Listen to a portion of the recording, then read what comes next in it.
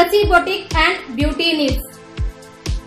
Tulasi boutique and beauty needs మా వద్ద embroidery work, మగ్గం వర్క్, శారీ కుచ్చులు, శారీ ఫాల్స్లు కుట్టబడును. డైలీ యూజ్ శారీస్, పట్టు శారీస్ అమ్మబడును. మా వద్ద లైనింగ్ క్లాత్, పెట్టికోట్స్, 2x బ్లౌజులు, ఫాల్స్లు, డ్రెస్ మెటీరియల్స్, కాటన్ శారీస్, మగ్గం వర్క్ కు సంబంధించిన మెటీరియల్స్ సరసమైన ధరలకు లభించును. మా ప్రత్యేకత డ్రెస్సులు, బ్లౌజులు, బోట్ నెక్ బ్లౌజులు, లాంగ్ ఫ్రాక్స్ కుట్టబడును. గాజులు, 1 gram gold jewellery, beauty needs దొరుకును. థ్రెడ్ బ్యాంగిల్స్ తయారు చేసి అమ్మబడును. మగ్గం వర్క్ నేర్పించబడును. మగ్గం వర్క్ వేసే వర్కర్స్ కావలను. మా అడ్రస్ అమ్మా హోటల్ కింద, గవర్నమెంట్ హాస్పిటల్ రోడ్, నందికొట్కూరు. మా సెల్ నెంబర్ 9652684610.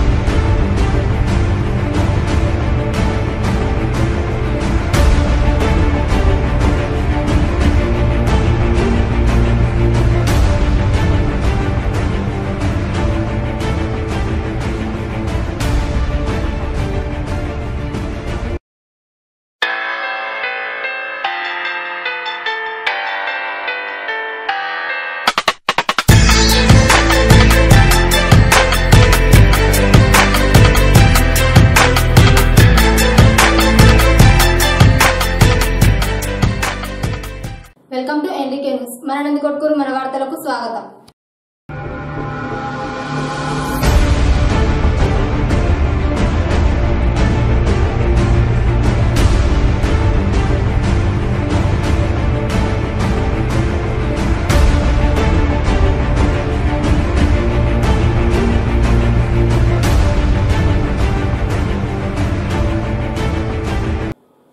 మహిళలకు ప్రతి సంవత్సరం పసుపు కుంకుమ పథకం ద్వారా 10,000 రూపాయలను అందజేస్తామని సీఎం చంద్రబాబు నాయుడు గారు పట్టణంలో నిర్వహించిన బహిరంగ సభలో వెల్లడించారు. ఎన్నికల ప్రచారంలో భాగంగా స్థానిక జీవన్జ్యోతి సమీపంలో ఏర్పాటు చేసిన బహిరంగ సభలో చంద్రబాబు నాయుడు మాట్లాడుతూ వైఎస్ జగన్మోహన్ రెడ్డికి ఓటు వేస్తే మోడీ, కేసీఆర్ కు వేసినట్లేనని అన్నారు. వైఎస్ఆర్ కాంగ్రెస్ పార్టీ అధికారంలోకి వస్తే రాయలసీమ ప్రాజెక్టులన్నీ ఎండిపోతాయని, పోతిరెడ్డిపాడు, ముచ్చుమరి ప్రాజెక్టుల్లో నీళ్లుండవని, రాయలసీమ రైతులకు కేవలం కన్నీళ్లే మిగులుతాయని ఆయన విమర్శించారు. అందువల్ల రాష్ట్ర ప్రజలు గమనించి తెలుగుదేశం పార్టీకి ఓటు వేసి అభివృద్ధికి సహకరించాలని ఆయన కోరారు. పట్టణంలో పాలిటెక్నిక్ కాలేజ్ ఏర్పాటు చేస్తామని, మద్దిగుండం, పారుమంచాల చెరువులకు హంద్రీనివా ద్వారా లిఫ్ట్ ఇరిగేషన్ ఏర్పాటు చేసి సాగునీరు అందిస్తామని ఆయన అన్నారు. ఆంధ్రప్రదేశ్ రాష్ట్రాన్ని హైదరాబాద్ ని మించి అభివృద్ధి చేస్తామని, భవిష్యత్ తరాలను దృష్టిలో ఉంచుకొని ప్రతి ఒక్కరూ ఆలోచించి నిర్ణయం తీసుకోవాలని ఆయన కోరారు. నందికొట్కూరు అభ్యర్థి బండి జయరాజును, నంద్యాల పార్లమెంట్ అభ్యర్థి మాన శివానందరెడ్డిని సైకిల్ గుర్తుపై ఓటు వేసి అత్యధిక మెజార్టీతో గెలిపించాలని ఆయన కోరారు. ఈ కార్యక్రమంలో మాజీ ఎమ్మెల్యే బెరటి రాజశేఖర్ రెడ్డి, ఎమ్మెల్యే ఐజయ్య, గౌరు వెంకటరెడ్డి మరియు నియోజకవర్గంలోని టీడీపీ నాయకులు, కార్యకర్తలు అధిక సంఖ్యలో పాల్గొన్నారు.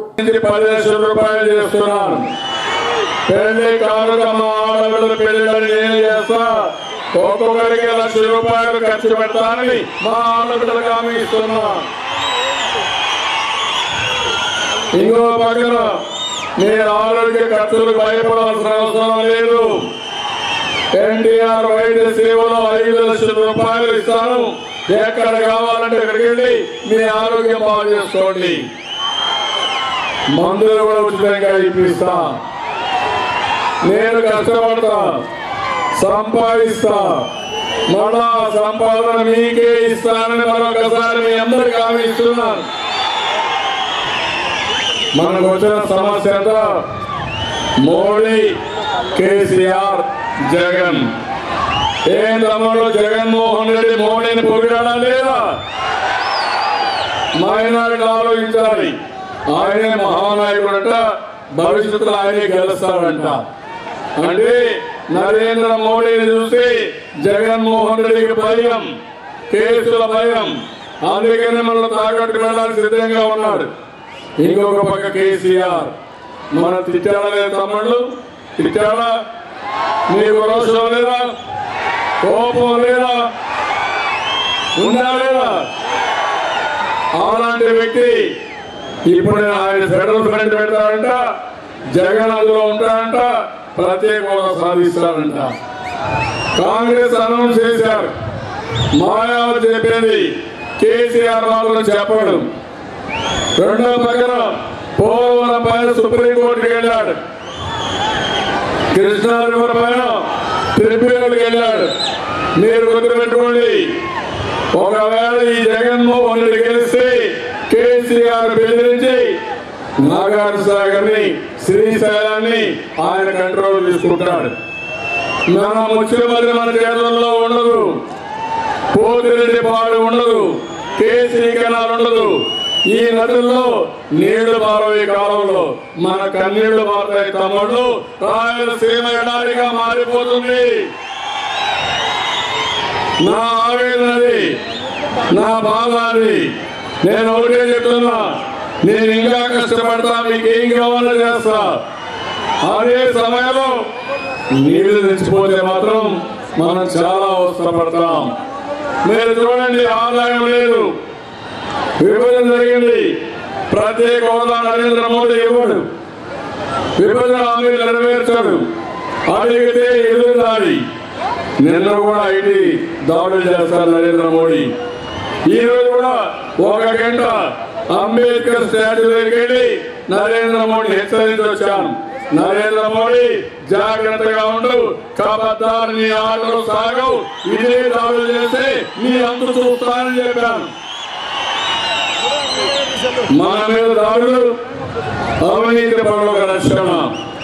కేసీఆర్ 1 లక్ష కోట్ల రూపాయలు మనకి ఇవ్వాలి, మన వాటా మనకు రావాలి. ఆయన దయా లక్ష్యాలు కాదు. హైదరాబాద్ ఎవరు డెవలప్ చేశారు తమ్ముడు? నేనే డెవలప్ చేశానా కాదా? మనమే డెవలప్ చేసి బంగారు గుడ్డు పెట్టే బాధిస్తే ఇప్పుడు మనల్ని ఎక్కిరిస్తాడు, మనల్ని అవమానపరుస్తాడు. పర్వాలేదు, ఒక హైదరాబాద్ పోయింది కానీ 20 హైదరాబాద్ తయారు చేసే బాధ్యత నాది. ఆ శక్తి నాకుందని మరొకసారి ఇస్తున్నా. ఎవరి కోసం నేను కష్టపడుతున్నానని మిమ్మల్ని అడుగుతున్నా. నీ కోసమే కాదా, భావితరాల భవిష్యత్తు కోసమే కాదా యువతకు హామీ ఇస్తున్నా. ఇప్పుడు 2000 రూపాయలు నిరుద్యోగ వృత్తి ఇస్తున్నాం, భవిష్యత్తులో 3000 రూపాయలు ఇస్తాం. ఇప్పుడు డిగ్రీ నుంచి ఇస్తున్నా, రేపు రాబోయేలో ఇంటర్మీడియట్ నుంచి కూడా నిరుద్యోగ వృత్తి ఇస్తాను తమ్ముడు. ఇంటర్మీడియట్ పాస్ అయితే చాలు, అన్ని ప్రభుత్వ ఉద్యోగాలు ఇస్తా. ఉద్యోగాలు ఇప్పించే బాధ్యత నాది. ఇంటర్మీడియట్ పిల్లల నుంచి మీ అందరికి ల్యాప్టాప్ ఇప్పించి పుస్తకాలు మూసే భారం పూర్తిగా తగ్గిస్తారని మీ అందరికి హామీ ఇస్తున్నా. ఇవన్నీ చేస్తున్నాయి. ఇక్కడికి వచ్చినప్పుడు శనగలకు మద్దతు ధర 5,600 రూపాయలు అడిగారు, తప్పకుండా చేస్తానని మీ అందరికి హామీ ఇస్తున్నాను. అదే కేజీ రోడ్డు నిర్వాసితులకు నష్టపరిహారం అన్నారు. జీవో 98 సవరించి 2005 కటాఫ్ చేయమన్నారు. బుడగ జగాల్ని ఎస్సీ రిజర్వేషన్ పెట్టమని కోరారు. కమిషన్ వేసా, తొందరలో అయిపోతుంది. అదే మరి మధ్యగుండం పారమంచాల చెరువులకి నీళ్లు కావాలన్నారు, లిఫ్ట్ పెట్టమన్నారు. తప్పకుండా చేస్తానని చెప్పి నేను అందరికీ హామీ ఇస్తున్నా. ఉద్యోగాల్లో స్థానికులకు ఉద్యోగాలు ఇవ్వమని అడిగారు. 75% తక్కువ కాకుండా స్థానికులకి ఉద్యోగాలు ఇప్పించే బాధ్యత నాదని మరొకసారి మీ అందరికీ హామీ ఇస్తున్నా. తమిళ మాదాసి కురవ అదే మరిగా సంక్షేమ సంఘం ఒక రిప్రజెంటేషన్ ఇచ్చారు. వీళ్ళు కూడా సర్టిఫికెట్ ఇవ్వాలని తప్పకుండా ఇది కూడా నేను అన్ని విధాలు హెల్ప్ చేస్తానని చెప్పి కూడా వాళ్ళకి న్యాయం చేస్తాం. తెలంగాణ ఇస్తున్నారు, ఇక్కడ కూడా ఇవ్వడానికి అన్ని విధాలు సహకరిస్తాను. ఇక్కడికి వచ్చినప్పుడు పాలిటెక్నిక్ కాలేజ్ కావాలని అడిగారు మైనారిటీస్ కోసం, అది కూడా శాంక్షన్ చేస్తున్నానని చెప్పి మీ అందరికీ తెలియజేసుకుంటూ, వ్యవస్థ కావాలన్నారు, అది కూడా ఇప్పిస్తానని చెప్పి మీ అందరికి హామీ ఇస్తూ మళ్ళీ ఒకసారి హామీ ఇస్తున్నా. మిమ్మల్ని చూస్తే ఇక్కడే ఉండాలనిపిస్తా ఉంది, కానీ విశాఖపట్నం గుర్తొస్తా ఉంది. నేను చెప్పింది మీకు అర్థమైందా?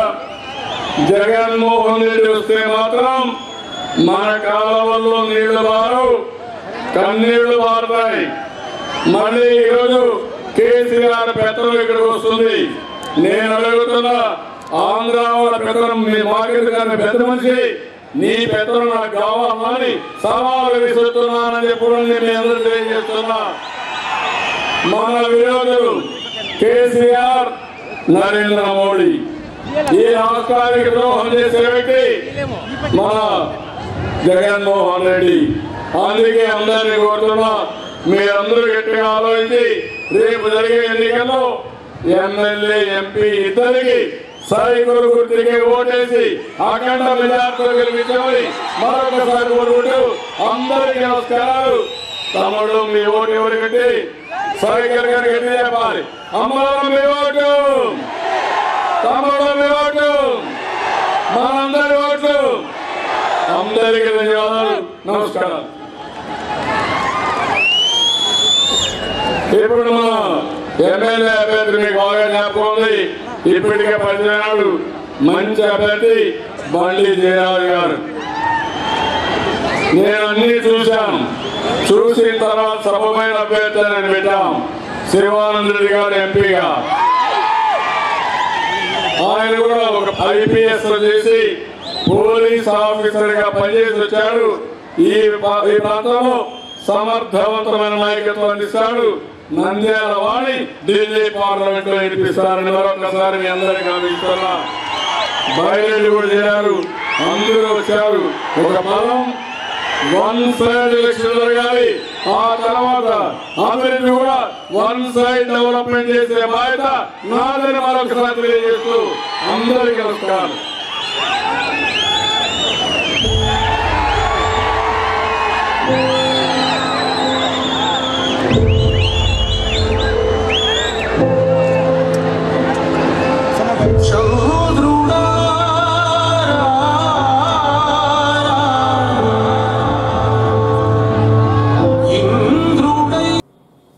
టీడీపీ వైసీపీ పార్టీలకు ప్రత్యామ్నాయమే జనసేన పార్టీ అని నందికొట్కూరు జనసేన అభ్యర్థి బాల వెంకట్ అన్నారు.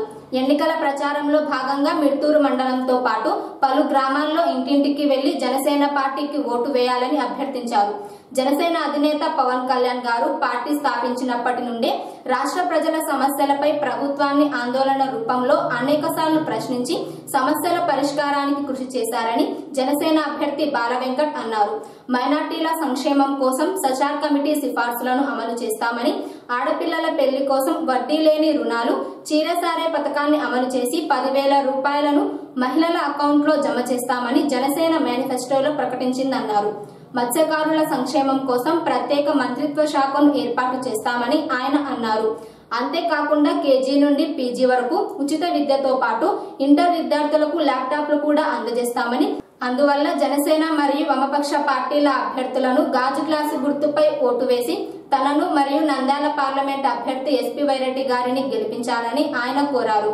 ఈ కార్యక్రమంలో CPM నాయకులు లాజరస్ మరియు జనసేన నాయకులు కార్యకర్తలు పాల్గొన్నారు.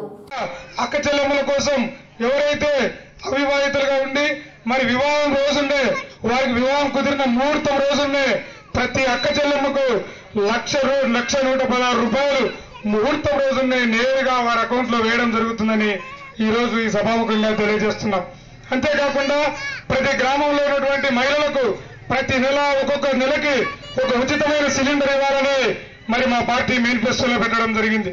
అంతేకాకుండా మరి నెలకు రేషన్ కార్డులు మీరు తీసుకొని వెళ్తుంటారు, లావు బియ్యం, సన్న బియ్యం, పుచ్చిపోయిన బ్యాలు, ఇటువంటి ఎన్నో వస్తుంటాయి కల్తీతో కూడినటువంటి.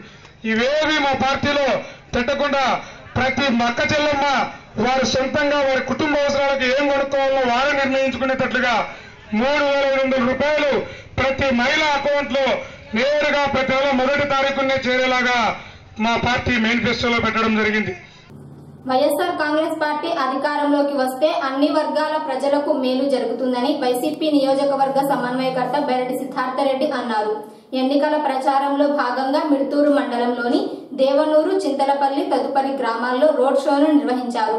ఈ కార్యక్రమంలో నందికొట్కూరు వైసీపీ ఎమ్మెల్యే అభ్యర్థి ఆర్తర్ మరియు వైఎస్ఆర్సీపీ మండల నాయకులు పాల్గొన్నారు. బైరెడ్డి సిద్ధార్థరెడ్డి ఆధ్వర్యంలో గడప గడపకు వెళ్లి వైఎస్ జగన్మోహన్ రెడ్డి ప్రవేశపెట్టిన నవరత్నాలను ప్రజలకు వివరిస్తూ ఫ్యాన్ గుర్తుపై ఓటు వేయాలని కోరారు. వైఎస్ఆర్ కాంగ్రెస్ పార్టీ అధికారంలోకి వచ్చిన వెంటనే ప్రతి సంవత్సరం నిరుద్యోగ యువతీ యువకుల కోసం భారీ నోటిఫికేషన్లను విడుదల చేస్తామని బైరెడ్డి సిద్ధార్థరెడ్డి అన్నారు. అంతేకాకుండా పేద మధ్యతరగతి కుటుంబాల వారికి భారీ వైద్య పథకాన్ని ప్రవేశపెట్టనుందని, 5 లక్షలలోపు ఆదాయం ఉన్న ప్రతి ఒక్కరికి యూనివర్సల్ హెల్త్ కార్డులను పంపిణీ చేస్తామని బైరెడ్డి సిద్ధార్థరెడ్డి అన్నారు. గత 5 సంవత్సరాల్లో తెలుగుదేశం పార్టీ అన్ని వర్గాల ప్రజలను మోసం చేసిందని ఆయన అన్నారు. రాష్ట్రంలో రాజన్న రాజ్యం రావాలంటే వైఎస్ఆర్ కాంగ్రెస్ పార్టీని గెలిపించాలని నందికొట్కూరు ఎమ్మెల్యే అభ్యర్థి ఆర్తర్ గారిని మరియు నంద్యాల పార్లమెంట్ అభ్యర్థి పోచ బ్రహ్మానందరెడ్డి గారిని ఫ్యాన్ గుర్తుపై ఓటు వేసి గెలిపించాలని ఆయన కోరారు. మీరే ఆలోచన చేయండి. చంద్రబాబు నాయుడు ఏ ఒక్క హామీని కూడా నెరవేర్చకుండా మళ్ళీ ఎన్నికల్లో ఓట్లు అడగడానికి మీ అందరి ముందుకు వస్తున్నాడు. ఈరోజు రైతులకందరికీ రుణాలు మాఫీ చేస్తా అన్నాడు, చేశాడా? డ్వాక్రా రుణాలు మాఫీ చేస్తా అన్నాడు, చేశాడా? ఇంటికి ఒక ఉద్యోగం ఇస్తా అన్నాడు, ఇచ్చినాడా? నిరుద్యోగ వృత్తి ఇస్తా అన్నాడు, ఇచ్చినాడా? రాజధాని అమరావతిని సింగపూర్ కడతా అన్నాడు, కట్టాడా? మన గ్రామాలలో బాత్రూంలే కట్టలేనాడు, సింగపూర్ కట్టాడా? ప్రత్యేక హోదాలు తీసుకొని వస్తా అన్నాడు, తీసుకొచ్చినాడా? ప్రత్యేక ప్యాకేజీ తెస్తా అన్నాడు, తెచ్చినాడా? వెనకబడిన జిల్లాలకు ఆర్థిక సహాయం తెస్తా అన్నాడు, తెచ్చినాడా? రైతులను కాపాడుతా అన్నాడు, కాపాడినాడా? నారా లోకేష్ కి తెలివేదాలేనోడు ఎన్ని చేస్తాడా? మీరందరూ కూడా ఒక్కసారి గమనించండి. 4.5 సంవత్సరాలు ఈ చంద్రబాబు నాయుడు రాష్ట్రంలో ఉండే ఏ ఒక్క కులం గుర్తుకురాలా, ఏ ఒక్క మతం గుర్తుకురాలా, ఏ ఒక్క ప్రాంతం గుర్తుకురాలా. ఎలక్షన్లకు కరెక్ట్ గా 1 నెల రోజులు ఉన్నానన్నా పసుపు కుంకుమ అని మహిళలని, అన్నదాత సుఖీభవ అని రైతులని, నిరుద్యోగ వృత్తి అని యువకులని, జయహో బీసీ అని బీసీలను, నారా హమారా టీడీపీ హమారా అని ముస్లింలను, స్మార్ట్ ఫోన్లు అని చెప్పి మహిళలకి అందరికీ ఒకటేసారి పంగనామం పెట్టడానికి రెడీ అయినాడు. గిట్టుబాటు ధరలు కావాలని కోరుకుంటున్నారు. అది మాత్రం చేత కాదు ఈ చంద్రబాబు నాయుడికి. ఎందుకంటే గిట్టుబాటు ధరలు అనేవి ఇస్తే రైతులు బాగుపడతారు, బాగుపడితే మాట వినరు, మాట వినకుంటే ఓటు వేయరని చంద్రబాబు నాయుడికి భయం. కాబట్టి అయిపోతేనే నారా హమారా టీడీపీ హమారా అని చెప్పి ముస్లింల గురించి మాట్లాడుతున్నాడు. ఇవి ఈనాటి నందికొట్కూరు నియోజకవర్గంలోని వార్తా విశేషాలు. మరిన్ని తాజా వార్తలకై రేపటి బులెటిన్ లో కలుద్దాం. ధన్యవాదాలు.